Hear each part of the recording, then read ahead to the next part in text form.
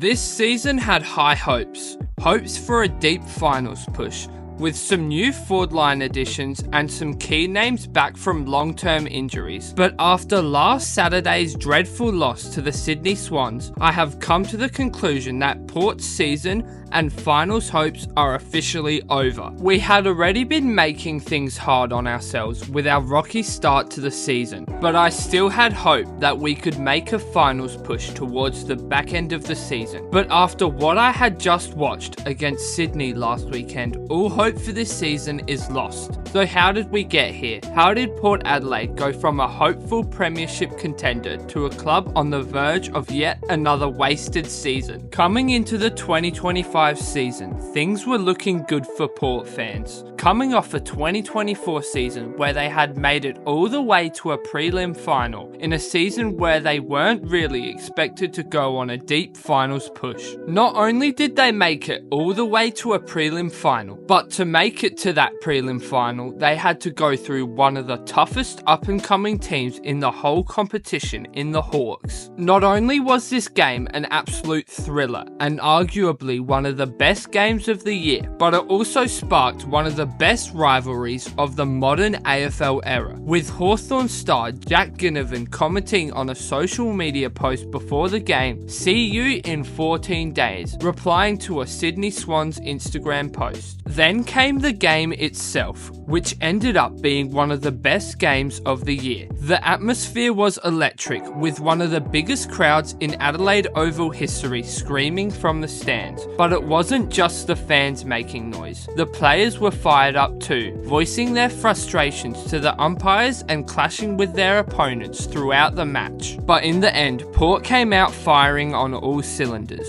playing with a clear intent and a strong will to win, surging to a 24-2 lead midway through the second quarter. However, Hawthorn weren't just gonna roll over and hand Port an easy victory, leading to them responding with 4 goals in a short 10-minute burst, cutting the margin to just 9 points by halftime, with a scoreline of 36-27. But coming out of halftime, they didn't stop there, with Hawks star Nick Watson kicking the opening 2 goals within the first minute of the second half for the Hawks, adding some intense pressure on Port. But that pressure didn't seem to faze Port as they kicked the next 2 goals to bring them back out to a double-digit lead just before the end of the third quarter. A late goal by Luke Bruce cut Port's lead down to just 6 points heading into the final quarter, setting us up for a thrilling final term. The last term began with both Nick Watson and Mitch Georgiadis trading 2 crucial goals within the first 3 minutes of the quarter. But then came a real punch in the guts for the Hawks,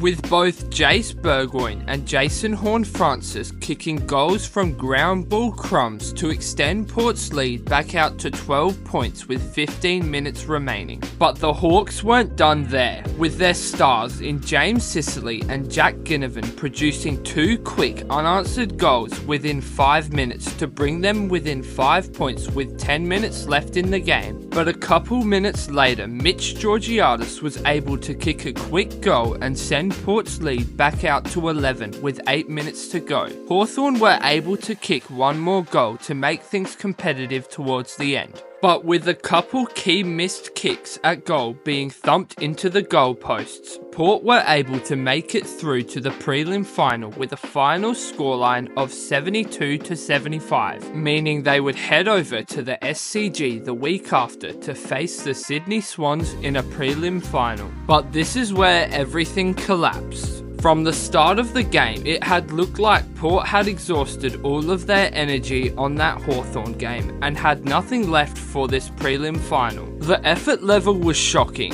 and they had lost that hunger and scariness about them, which had been the main thing that had helped them win against Hawthorn. Port couldn't kick straight to save their season either, ending the game with just 8 goals and 11 behinds. This game was clearly a disappointing way to go out, and it had many fans feeling angry and disgusted about how the effort levels could change on a game-to-game basis. But the 2024 Premiership campaign still left Port fans with something to grow on, a false sense of hope on what next season could bring.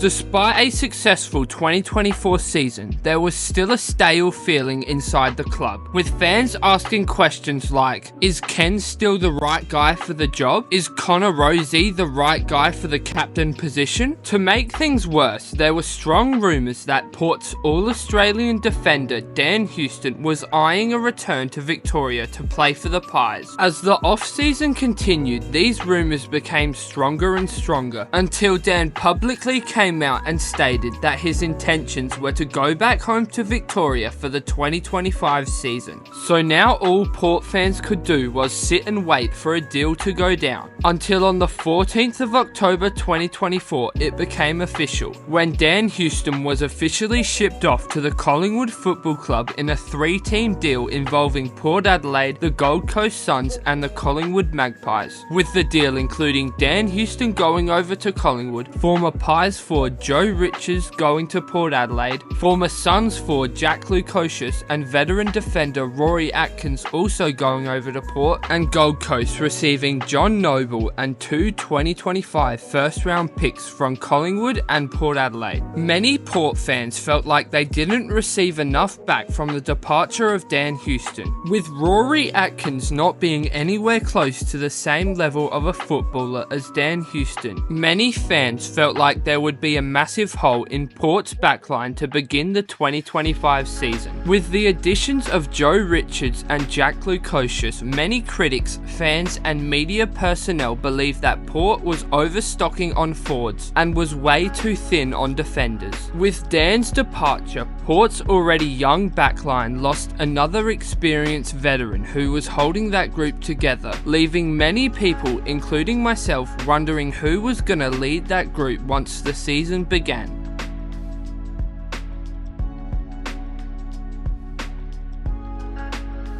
Port Adelaide's 2025 Premiership campaign got off to an unexpected rocky start, leaving fans stunned after pre-season hype and most of the popular betting apps predicted a top 4 finish. Hell, in my pre-season ladder prediction, I had Port finishing just outside the top 4 at 6th on the ladder. Instead of dominating early and steamrolling easier opponents, they fell to a 1-4 opening start, infamously getting smashed by Collingwood by 91 points in round 1, which is the heaviest defeat of Ken Hinkley's 13-year tenure. Injuries didn't help things either. Port's All-Australian midfielder Zach Butters was out for the first 3 games. Tall defender Brandon Zerk Thatcher missed the preseason and the first couple rounds, leading to an even more unstable backline. Their forward line was misfiring on all cylinders too. They kicked just 8 goals against Essendon in round 3, blowing an 11-point lead in the last quarter to lose 72-60. These choked games against bottom 10 teams in the early stages of the season are what has set Port up for failure in the back end of the season. Now in the last 10 rounds of the season, Port not only have no margin for error for the rest of the year, but they also have the hardest